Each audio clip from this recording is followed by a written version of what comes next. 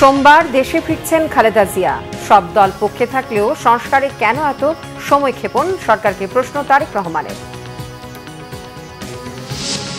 আওয়ামী লীগকে নিষিদ্ধের দাবি এনসিপির, ফ্যাসিবাদ ফেরানোর চেষ্টার বিরুদ্ধে কঠোর হুঁশিয়ারি।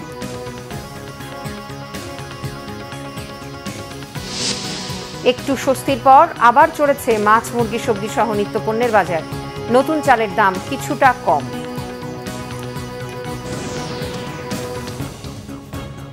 দেখছিলেন ক্রাউন 7 সংবাদ শিরোনাম। লন্ডনে উন্নত চিকিৎসা শেষে 5 মে সোমবার দেশে ফিরছেন বিএনপি চেয়ারপারসন ও সাবেক প্রধানমন্ত্রী বেগম খালেদা জিয়া। দলের মহাসচিব মির্জা ফখরুল ইসলাম আলমগীর এই তথ্য নিশ্চিত করেছেন।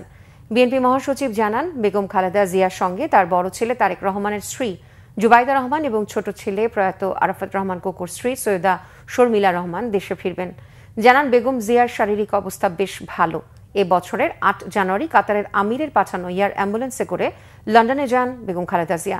সেখানে দ্য লন্ডন ক্লিনিকে 17 দিন চিকিৎসাধীন ছিলেন। পরে গত 25 জানুয়ারি হাসপাতাল থেকে ছেলে তারেক রহমানের লন্ডনের বাসায় যান তিনি।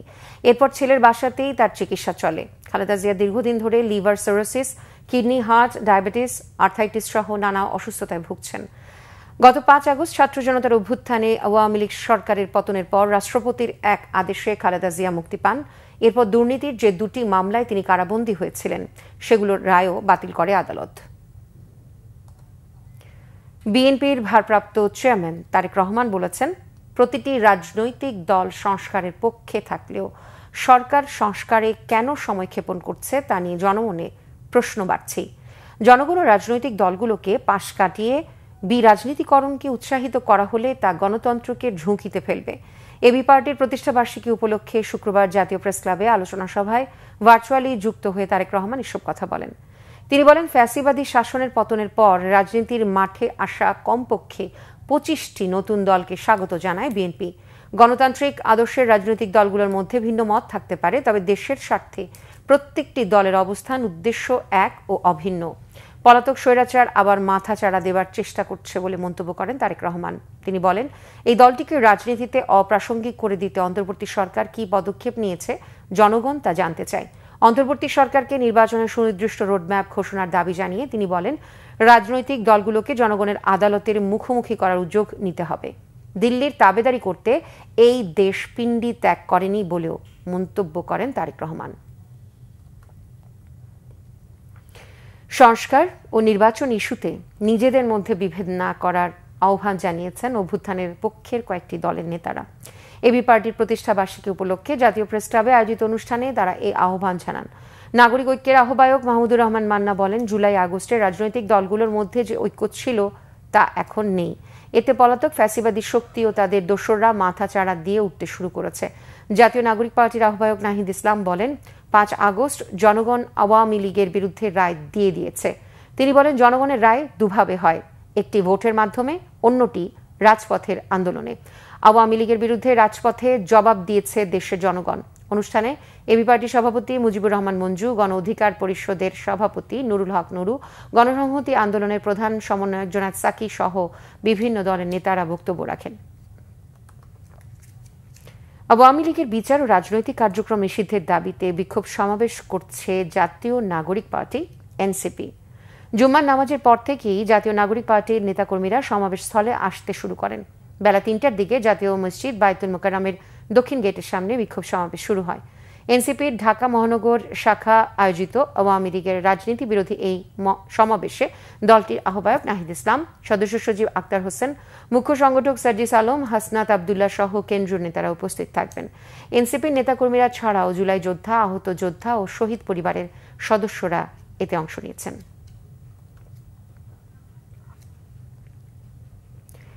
বাজারে নতুন চাল আসায় দাম কিছুটা কমলেও পুরনো সব ধরনের চালই বিক্রি হচ্ছে চড়া দরে। বেড়েছে সবজি, মুরগির দামও।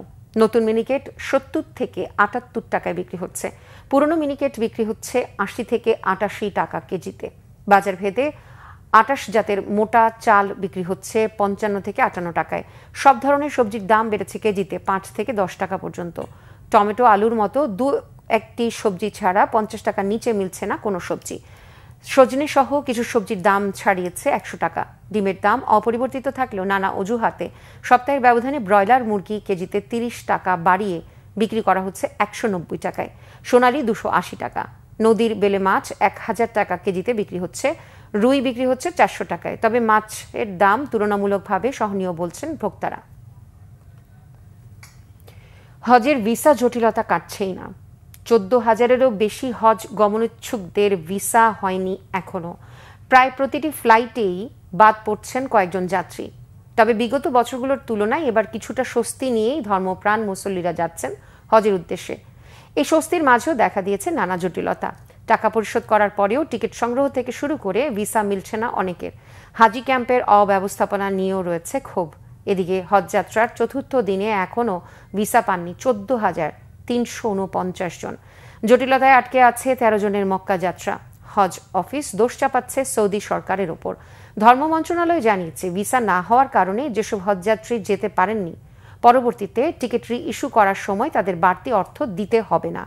চতুর্থ দিন শেষে 43টি ফ্লাইটে হজের উদ্দেশ্যে ঢাকা ছাড়বেন 17,666 জন।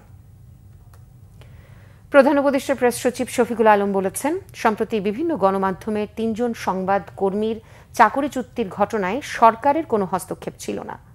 এটা তাদের নিজ অফিসের সিদ্ধান্ত। দুপুরে চট্টগ্রাম প্রেস ক্লাবে এক আলোচনা সভায় তিনি কথা বলেন। শফিকুল আলম আরও বলেন, পার্শ্ববর্তী একটি দেশের মিডিয়া জুলাই বিপ্লবের পর থেকে ক্রমাগত মিথ্যাচার ও উস্কানিমূলক সংবাদ প্রচার করে চলছে। নির্বাচনকে সামনে রেখে তাদের এই অপতৎপরতা সামনের দিনগুলোতে আরও বাড়বে উল্লেখ করে সংবাদের সত্য মিথ্যা যাচাইয়ের আহ্বান জানান তিনি। এছাড়া জুলাইয়ে বৈষম্য বিরোধী ছাত্র আন্দোলনের সময় সাংবাদিক ও শিক্ষার্থীদের হেনস্থায় জড়িত পুলিশের বিরুদ্ধে ব্যবস্থা নেওয়া হবে বলেও জানান প্রধান উপদেষ্টার প্রেস সচিব। খাগড়াছড়ির লক্ষ্মীছড়িতে কিশোরীকে ধর্ষণ ও ভিডিও ধারণের ঘটনায় 2 আসামিকে গ্রেফতার করেছে পুলিশ। বৃহস্পতিবার সকালে লক্ষ্মীছড়ির এক কিশোরী ছড়ায় গোসল করতে গেলে 2 যুবক তাকে ধর্ষণ করে, মোবাইলে ভিডিও ধারণও করে।